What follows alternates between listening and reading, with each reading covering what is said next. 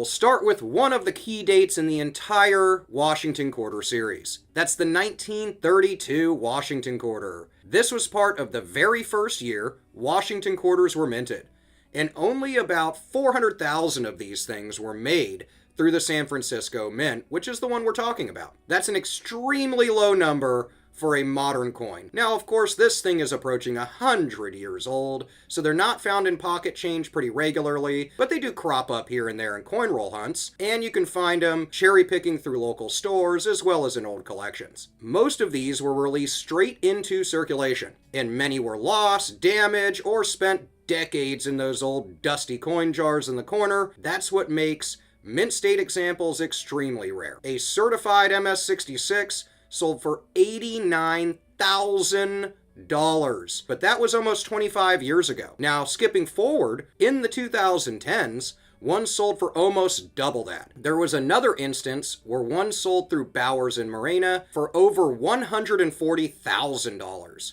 So these aren't theoretical prices, these are real auction sales through PCGS's verified sales listings. Even in lower mint state grades, so you're talking lower MS grades, these still sell for well over $1,000. So if you ever come across a 1932 S quarter or any 32 quarters, you could be sitting on some really good money. Now, speaking of the other 32 quarters, let's talk about its counterpart from Denver. This one is a great Washington quarter. Only slightly more were made. 436,000 would be minted, and like the San Francisco version, nearly all of them went into circulation. But Denver coins are notoriously harder to find in really top-end grades, so even circulated versions can sell for really good money. One MS-66 example sold for $143,000. That's the same price as that top-end 1932S. And lower mint state examples routinely sell for $1,000 to $3,000. Here's what you're going to look for. You want strong luster in these older Washington quarters, pretty much any of them,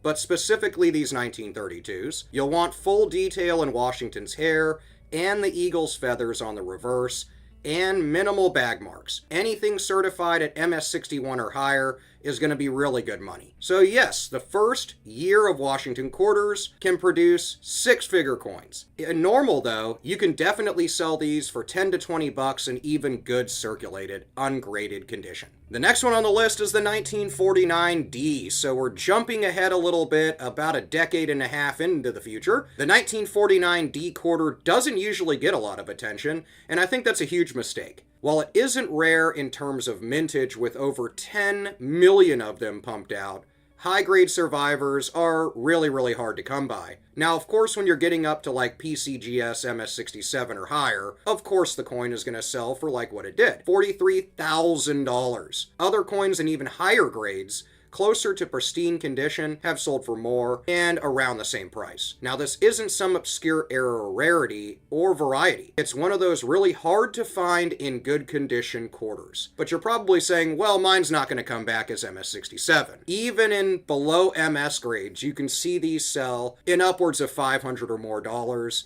so you don't have to have one of those perfect condition Denver coins to garner a great premium. This is a modern 2019 W, America the Beautiful quarter. This one comes from the San Antonio Missions design, and here's why it matters. The West Point Mint had never struck quarters for circulation before 2019. That year, they released just 2 million W mint mark quarters for each of the 5 ATB designs. These would be mixed in with the ordinary Philadelphia and Denver quarters to create a nationwide treasure hunt. Maybe you heard about that. Most of these coins trade for $25 to $75 even in circulated condition, and that's already a decent flip on a quarter. But when you're getting into really high grades, like PCGS MS-65 or higher, these can sell for well over $300 or $400, with an MS-69 selling for $75,000. The fact that you could have found this coin in a regular bankroll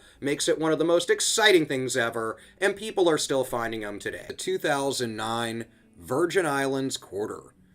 This one has a double die obverse, so it's right on the front of the coin. These are really well known. There's a great variety here that has noticeable doubling on the obverse, particularly in the motto "In God We Trust" and in Liberty. There's also a double die reverse version of this coin that's worth similar values, so I'll show pictures of that also. Doubling can also be seen on the obverse on George Washington's eye and eyebrow. On the reverse of the coin, it can be seen primarily really in a lot of different features of the design, so depending on how dramatic that doubling is on either the obverse or reverse, you can have some really good value. This quarter is part of the DC and US Territories quarter series. It's a really beautiful coin. Philadelphia struck about 83 million of these. Even circulated coins showing clear doubling can sell in the $10 to $35 range. A PCGS graded MS65 can usually fetch around $90 to $150, while an NGC graded MS65 also values at around the same price. Sales for strong examples have ranged from $25 in lower MS grades to close to $200 when you're getting in almost pristine condition. Whenever you find a Virgin Islands quarter, make sure to use your loupe to carefully inspect the obverse and reverse lettering and designs, especially in the motto and the more intricate details on the reverse. If there is any signs of doubling, then set it aside because you could have some really good value. The next one on the list is the 2007 Washington State Quarter. This one has a great double die reverse. So we're moving on to the Pacific Northwest. Our second coin here is a really beautiful one. This variety exhibits clear doubling on the reverse, most notably on the lettering in the phrase "the Evergreen State" and around the outlines of Mount Rainier, which I've actually hiked myself and it's quite beautiful. This coin is part of the 50 State Quarter series, which ran from 1999 to 2008. The Philadelphia mintage for these coins is a whopping 287 million. So there's a ton of them out there. In circulated conditions, coins with clear doubling can typically fall around $10 to $50.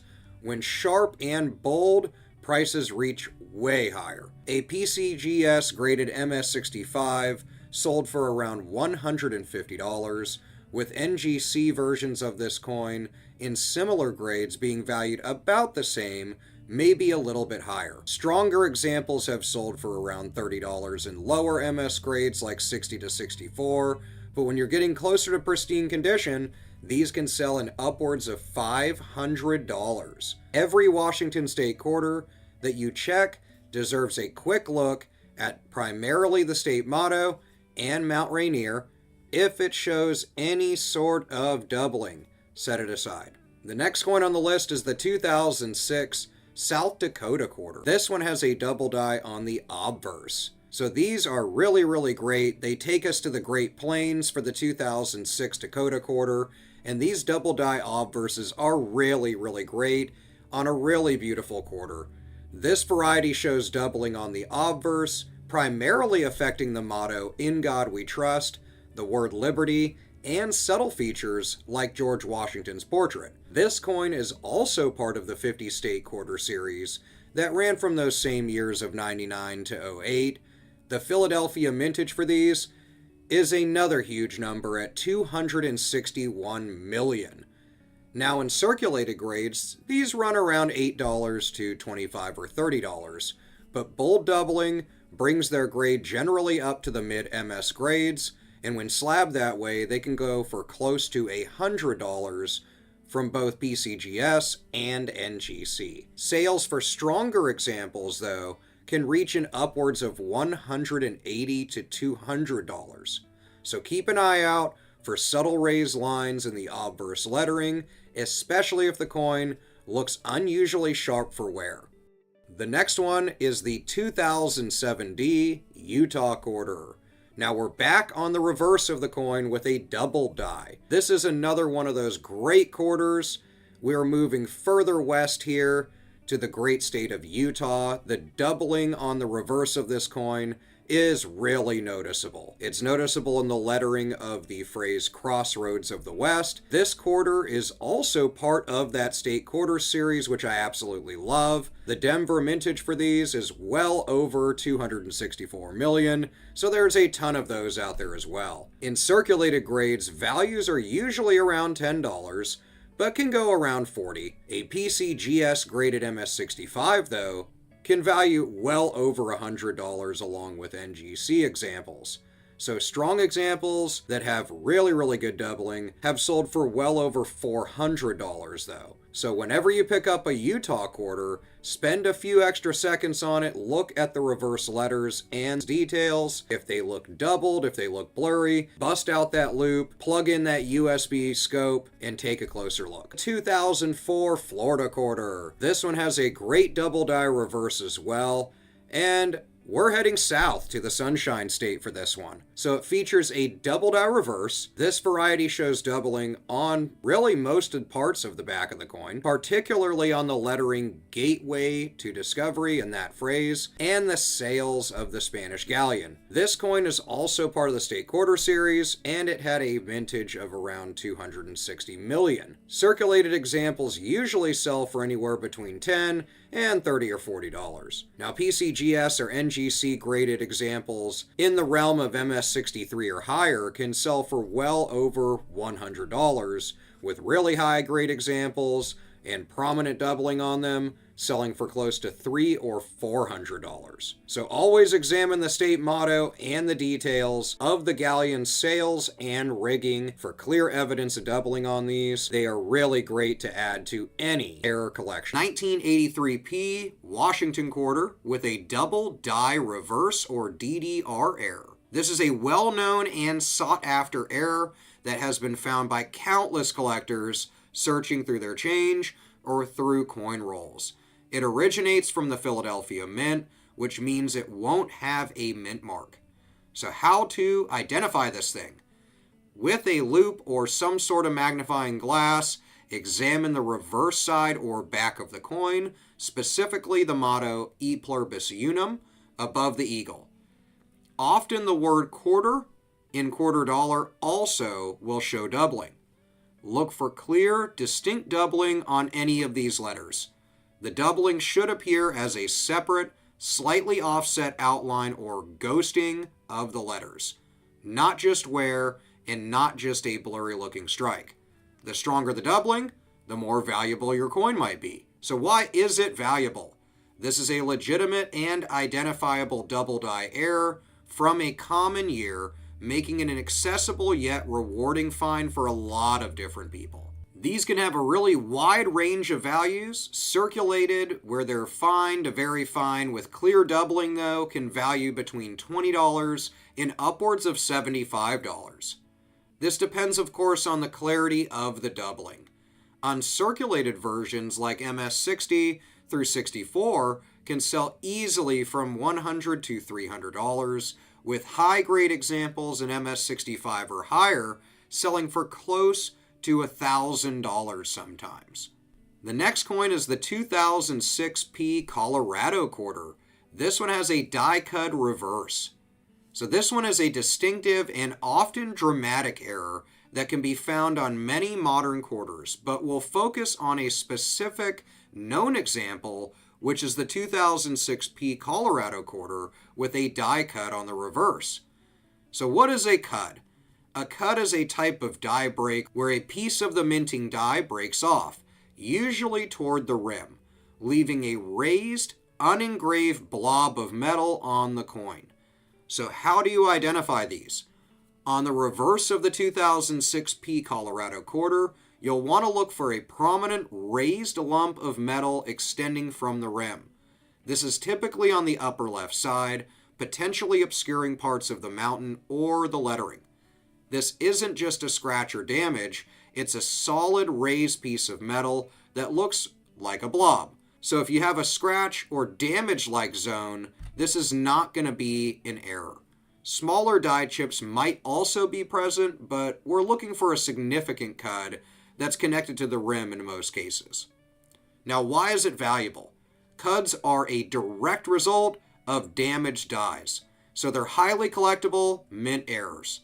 The larger and more dramatic they are, the more valuable they can be. And that's not just for this coin, it's for a ton of different cuds that are known to exist. So what are the values of these bad boys? Circulated ones with minor cuds, depending on clarity, can be anywhere between $20 and $70. Uncirculated versions in lower MS grades can be somewhere around $200. Now, really large and really spectacular looking cuds, really highly graded ones with dramatic cuds, can see close to $400, but there have been versions graded by PCGS that have sold for almost $1,000. The next one on the list is the 2008D Alaska Quarter with a clipped planchet. So these are a really cool, visually striking error. These 2008D Alaska Quarters with this error are great to look for. This occurs when the blank coin disc or planchet isn't perfectly round because of a piece that was clipped off during the blanking process before it was struck by the die. So how do you identify these things? Look for a section of the coin's rim and surrounding design that appears to be missing, creating a smooth crescent-shaped indentation on the edge. The coin will not be perfectly round. This isn't post-mint damage. The metal will be uniformly struck right up to that clipped edge. So this indicates that it was clipped before the striking process. These are really valuable because they're legitimate and relatively common mint errors that consistently make it into circulation. But if they are more significant in regards to the clip, meaning the larger the missing portion, the more desirable the coin will be. So minor clips, as far as value, where they're 5 or 10% of a clip, typically go for around $20 or $30. But when you're exceeding this in upwards of 20 or 30%, these can go for closer to $100. Now, significant clips of 25, 30% or more would be considered very dramatic, and these have sold consistently for a few $100s. Now, high-grade or extremely large clip examples like MS65 or higher are so pronounced examples that they are generally uncirculated condition and can realize close to $500 to $1,000 in auction. The next coin on the list is the 2009 P District of Columbia Quarter with a double die reverse. Now, from the 2009 DC and US Territories Quarter Program, there's quite a few different coins you can look for that are great to collect in the error realm. But these 2009 P District of Columbia Quarters with a double die reverse on the back are really popular and collectible. You identify these generally by using a jeweler's loupe or magnifying glass to carefully examine the reverse design and really look around the prominent figure of Duke Ellington. Look for clear, distinct doubling or ghosting of the features, particularly on Ellington's hands, the piano keys, or the lower parts of the lettering, such as the phrase District of Columbia or E Pluribus Unum. The doubling should appear as a distinct separate line of offset imaging, so it's not blurred or worn. These are really valuable because they're widely recognized. These, in dramatic forms especially, can sell for great money. While millions of these quarters were minted, only a smaller number of them exhibit this distinct doubling, but that doesn't mean that they're so rare that you're not going to ever find one. It just means that they have a little bit better value in relation to other known doubling on quarters that are like these. The value range is really wide, but generally in lower circulated values, they can be seen selling for around $20. Uncirculated grades upwards to high-grade uncirculated specimens can sell anywhere between $50 and $400 or $500, depending on how strong the doubling is and how great the condition is. It's obverse or reverse lamination errors. This happens when impurities or flaws in the metal strip cause layers of the coin surface to flake or peel away. These are pretty easy to identify because you can look for raised or peeled areas on the coin surface, or areas where a thin layer of metal appears to be missing, revealing a slightly different color, often a duller gray or reddish tint from the copper core. These can appear as cracks, bubbles, or peeling sections, varying greatly in both their size and shape. It's a genuine defect in the planchet itself and not a post-mint damage thing. So these can be really, really valuable and really fun to find. Lamination errors are distinct minting flaws that are visibly evident and really, really fun. The larger and more dramatic, the more valuable they'll be. The value ranges on these also vary greatly, like some of the other coins on this list, where small flakes and cracks can only sell for around $5 or $10. But when you're getting into more significant lamination errors, where dramatic peeling, missing sections, or large areas have this error, then these can be an impressive amount of value, usually selling for anywhere between $100 and $400 or $500. There are versions in MS65 or higher, though, that have sold for way over $1,000. This Arkansas issue has a real double die on the reverse that is visible in the word Arkansas and some of the background detail. You'll need good lighting and a good jeweler's loupe, but don't worry, I have a really cheap one tagged in this video. The total mintage on these was over 220 million. The error type, of course, is a double die reverse, which can be classified as an FS801 in a cherry picker's guide. Circulated value range usually is around $5, but in really good circulated conditions can still get an upwards of about $20 or $40. Now, there was a certified sale through Heritage Auctions in 2022 for an MS64 that sold for over $5,000. So collectors still sleep on this one, but the big auction results prove it is worth the hunt. The next coin on the list is the 2002 P Indiana Quarter. This one struck on a dime planchet. This one is a legitimate wrong planchet error, and the funny thing about this is there's actually struck on nickel planchets for this year as well. The quarter was struck on a dime-sized blank by mistake, so it makes the quarter visibly smaller and missing full design elements, of course. If you ever come across a quarter that looks off size or wrong color, of course, then take a closer look. The total mintage of these was 362 million, but there's an unknown amount of them that were struck on wrong planchets. Usually these go for an upwards of $30, depending on visibility and grade, but certified examples like an MS64 sold only a year ago for almost $1,000. So while really rare, it's one of the more dramatic errors that has come out of circulation more than once. The next one on the list is the 2002 D Indiana Quarter. So we have the same exact state quarter, but with a totally different error. This one's easy to miss unless you flip it. A rotated die error means the reverse is misaligned. So sometimes it's 30, sometimes 40, sometimes even 90 degrees off. Depending on how dramatic is how valuable these can get. If you flip the coin on the back and it isn't straight, it might be one of these. The total mintage for Denver coins was over 327 million. So there's a ton of them out there. The error type, of course, is a rotated die, and if you want to know more specifics on that error, how it actually occurs, go to my website, varietyerrors.com, and search in the search bar rotated die. These circulated value ranges can go from anywhere of around $80 and upwards of $500 or $600, depending on rotation severity. Now, certified sales have reached well over $1,000 in multiple sales, to include that one I mentioned earlier on a nickel planchet,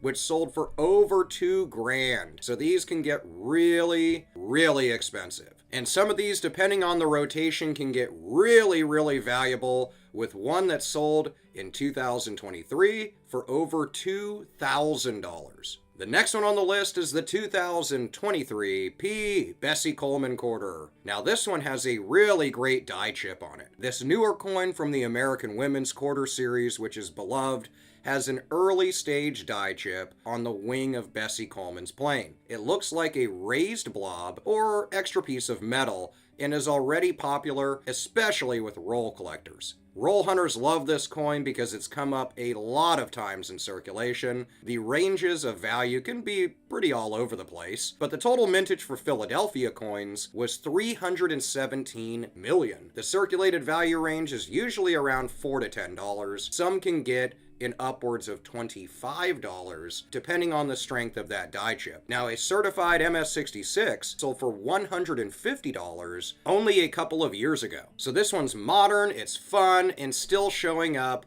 in fresh coin rolls. Our final coin on the list is the 2023 P Edith Kanaka'ole Quarter with a die clash variety. These quarters are really beautiful. It's another 2023 issue, and it has an impressive die clash that leaves ghosted impressions from the obverse onto the reverse. Look closely around the lettering or fields of the coin for signs of this error. The total mintage for Philadelphia was just a hair over 300 million, and these die clash errors can have a wide range of values. Now on the low end, they can be worth around $5 or $10.